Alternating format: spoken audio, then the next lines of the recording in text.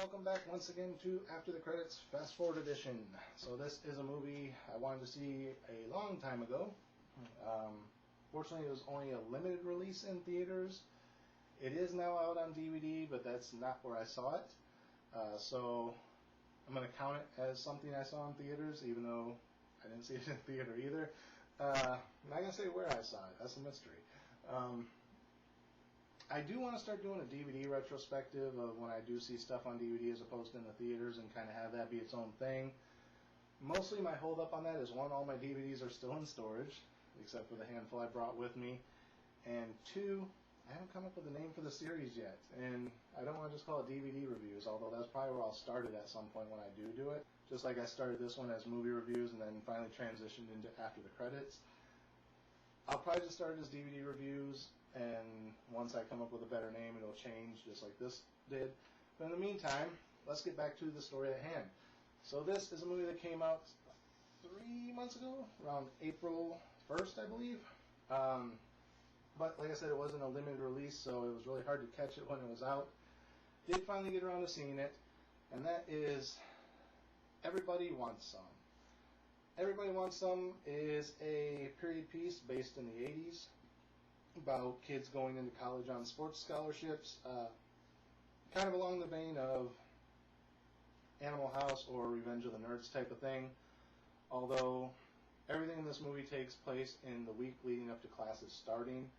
So everyone shows up at campus, gets settled into their dorms or their houses or whatever, signs up for all their classes and everything, and it's like basically the entire week before the first day of class starts. So basically we go through and follow this one house where everyone living in the two houses is on the baseball team for the college. They're all like all states that got scholarships from their high schools, and it's kind of a coming of age story where, you know, you're all state in high school and then you come to this college on a scholarship where everyone was an all state. You're no longer the best on the team, and you kind of have to fit yourself into the team somewhere. Some of the people who are sophomores or whatever, there's like 4 freshmen, so it's kind of like I said, that Animal House aspect of bringing in the freshmen, or like PCU or something like that, where you have like someone coming into the school who's never been there before, learning from the other people. And there's no real story to it other than you just kind of follow these characters around for a week, seeing what they get into. Just normal, everyday college life kind of thing, really. Going out, drinking, meeting girls, going to parties, things like that. They kind of jump around through these different genres of where they're going to meet girls. Like, they're going to this regular bar at first, then they go to a disco club.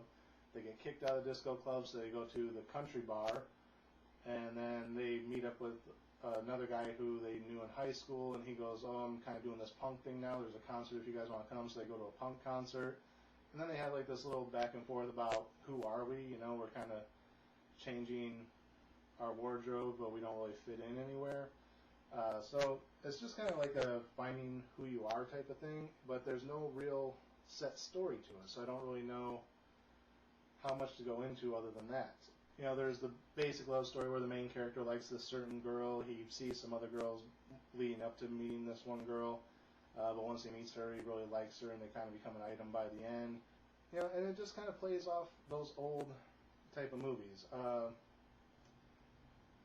I actually liked it more than I thought I would. I thought I would like it basically because it was an 80s period piece, and I was really hoping they didn't screw that up because I like 80s period pieces because I grew up in the 80s, so it reminds me of my childhood. But then when I heard that it was about a baseball team, I was like, not sure which way that's going to go. Then it kind of just turned into this standard college-type film. It actually kind of reminds me a lot of Dazed and Confused, how there was no real set story there. You just kind of jumped around following these different characters.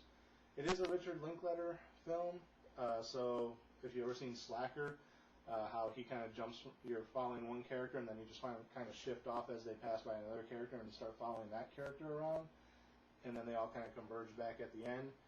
It kind of does something similar to that, except you stay within this house, so you're never too far away from the other people. You just might follow the different story for a few minutes, and then you kind of shift back over to the main character. So yeah, it kind of reminds me of a Dazed and Confused, or like I said, any college movie where people are trying to fit in, not really knowing where they're going, but there's no real basic story to follow. It's just different things happening on the 5-6 days leading up to the first day of school. There's really not a lot of baseball in it. There's like one major part with baseball, and that's when they have their first preliminary like batting practice scrimmage type of thing, and that's just to kind of get warmed up for the start of the practice season.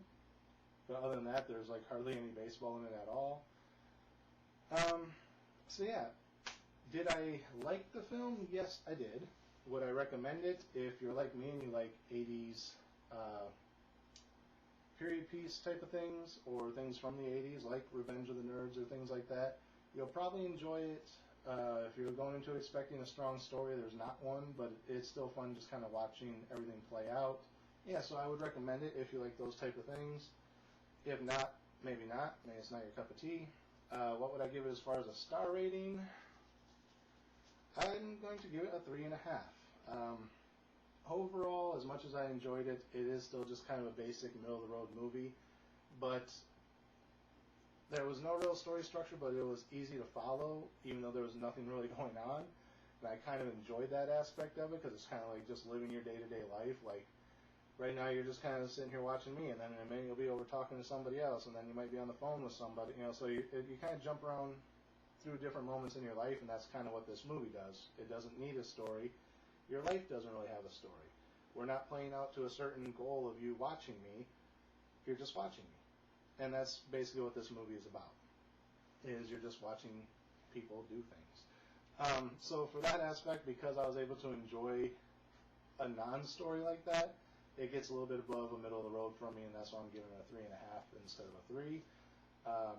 Not quite good enough to be a 4. If it had a story structure, I might have given it closer to a 4, but yeah, just as much as I like the non-story, it kind of fought against it too.